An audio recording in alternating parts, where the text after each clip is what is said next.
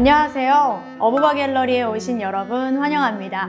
저는 도슨트 유제이라고 합니다. 오늘 여러분과 함께 살펴볼 어부바 갤러리의 주제는 자연과 풍경입니다.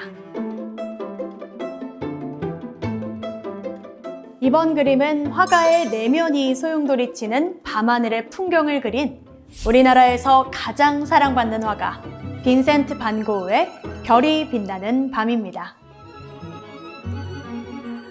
아마 별이 빛나는 밤은 그 어떤 풍경화보다도 유명한 그림일 텐데요.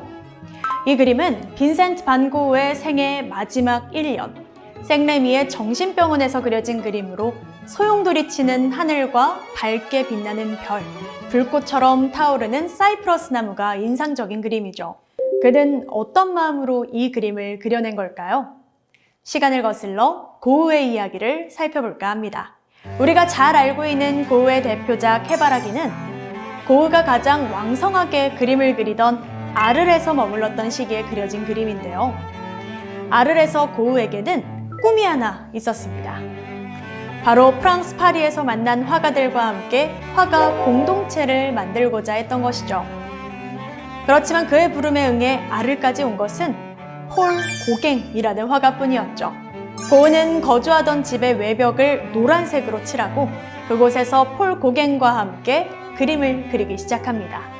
그런데 두 명의 화가는 그림만큼이나 생각하는 가치관이 너무나도 달랐습니다. 이러한 이유 때문에 고갱이 머무르던 몇 달 동안 둘은 아주 많이 싸웠다고 하죠. 그러던 어느 날, 이날도 역시 두 명의 화가가 심하게 다투던 중 고흐가 정신 발작 증세를 일으키며 면도칼로 본인의 귀를 자르는 사건이 발생합니다. 그 사건으로 결국 고갱마저 고흐 곁을 떠나고 소식을 들은 마을 사람들은 고흐가 미쳤다면서 마을에서 쫓아내자라고 탄원서를 작성하기까지 하죠. 고흐는 결국 본인의 발로 생레미에 있는 정신병원에 입원하게 됩니다. 입원에서도 고흐는 그림을 놓지 않았는데요. 상처를 치유하려는 듯 오히려 더 열정적으로 그림을 그리기 시작하죠. 주로 병원 주변의 풍경을 그림으로 그렸습니다. 별이 빛나는 밤 역시 정신병원의 창밖으로 보이는 풍경을 그림으로 그린 것이었죠. 하지만 이 그림은 눈에 보이는 그대로의 풍경이 아니었습니다. 고흐가 창문으로 보는 실제 마을의 풍경은 저런 모습이 아니었다고 합니다. 그러니까 고흐는 자신의 내면의 풍경들을 조합해서 별이 환히 비치는 밤하늘의 풍경을 그려낸 것이죠. 그림의 가장 앞쪽에는 타오르는 불꽃처럼 사이프러스 나무가 그려져 있는데요. 사이프러스 나무는 서양에서 한 번 자르면 다시는 뿌리가 나지 않아 죽음을 상징하는 나무이기도 했습니다. 그러나 고흐가 이 그림을 통해 그리고자 했던 것은 죽음의 고통이나 공포가 아니라 그 위로 총총히 떠있는 별이었죠. 고흐는 별이 빛나는 밤 외에도 밤의 카페 테라스나 론강의 별이 빛나는 밤 등에서도 밤하늘의 풍경을 그렸는데요. 공통적인 특징은 환히 빛나는 별을 그렸다는 것입니다. 그는 1888년에 동생 테오에게 이런 편지를 씁니다. 별이 반짝이는 밤하늘은 늘 나를 꿈꾸게 한다. 그리고 또 다른 편지에는 죽게 되면 기차를 타고 떠나듯 하늘에 빛나는 별을 향해 여행할 것이라고 썼죠. 사이프러스 나무 옆 가장 밝은 새벽녘의 금성이 보이시나요? 비록 사는 동안 작품도 팔리지 않고 화가로서 인정도 제대로 받지 못한 채 가난과 비참함 속에 정신병에 시달리다 쓸쓸히 죽음을 맞이했던 고흐였지만 어쩌면 그는 이 밤하늘의 풍경을 통해 그의 마음속에 꺼지지 않는 희망과 꿈을 그려냈는지도 모릅니다.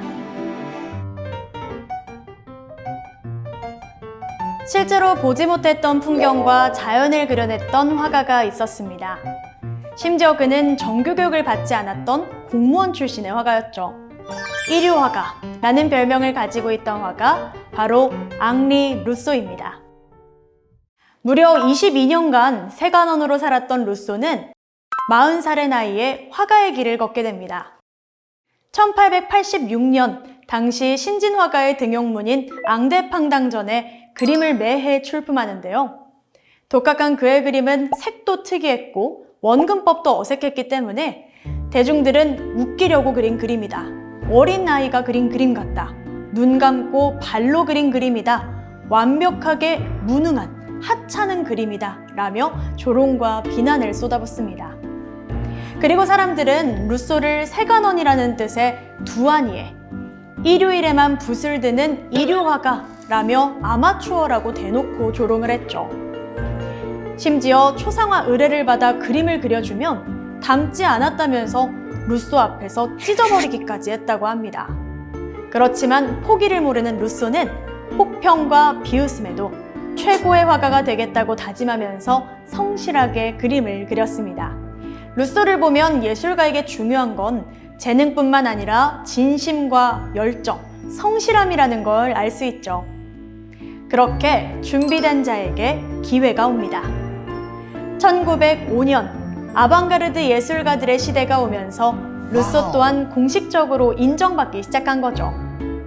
기욤 아폴리네르와 로베르 들로네, 피카소 등이 루소를 든든하게 지원해주기 시작했습니다. 그렇게 루소를 가장 유명하게 만들어준 그림들은 바로 정글 그림입니다. 1904년부터 1910년 사이에 집중적으로 26점의 정글 그림이 그려지는데요. 지금 보시는 작품은 그가 세상을 떠났던 1910년 마지막으로 그린 꿈이라는 작품입니다. 그는 이 그림을 다시 앙대팡당전에 출품했는데요.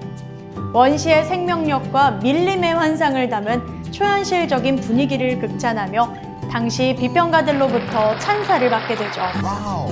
그렇게 처음에는 조롱을 받았던 그가 죽기 전 그린 마지막 작품은 결국 찬사를 받게 되었던 것이죠. 그런데 놀랍게도 루소는 아프리카 근처에 한 번도 가본 적이 없다고 합니다. 일생 동안 프랑스 밖으로 여행한 적이 한 번도 없었다고 해요. 대신 루소는 틈나는 대로 수목원과 식물원에 가죠. 갈 때마다 처음 보는 나무와 화초 등의 식물들은 빼놓지 않고 전부 스케치를 했다고 하는데요. 이러한 스케치의 노력과 더불어 그의 상상력이 더해져 정글의 야생동물과 울창한 숲풀로 가득 찬 이국적인 자연을 화폭에 고스란히 재현할 수 있었던 것입니다. 그런데 애석하게도 루소는 대중의 찬사와 인정을 고작 2년밖에 누리지 못하고 1910년 9월 2일 파리의 병원에서 사망하게 됩니다. 그의 마지막 유작인 꿈속의 여성은 루소의 옛 연인이었던 야드비가인데요. 루소는 이 그림의 이해를 돕기 위해 시를 써둡니다. 야드비가가 주술사의 피리 소리를 들으며 아름다운 꿈을 꾸고 있는 장면에 관한 내용입니다. 따라서 이 그림은 사실적인 풍경화가 아니라 화가의 상상이 만들어낸 초현실적인 내용의 그림인 것이죠. 앙리 루소는 이야기합니다. 꿈을 꾸는 사람에게 늦은 나이란 없다.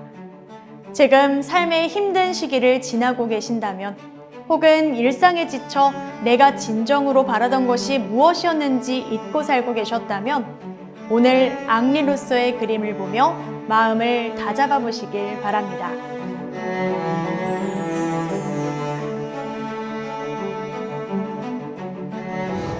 오늘의 아트 인사이트 한마디. 자연과 풍경화는 눈으로 보고 마음으로 그린 새로운 세계다. 작가들의 풍경화를 통해 새로운 세계를 눈으로 그리고 마음으로 감상해 보시길 바랍니다. 어부바 갤러리 마치겠습니다. 함께 해주셔서 감사합니다. 다음 작품으로 또 찾아뵐게요.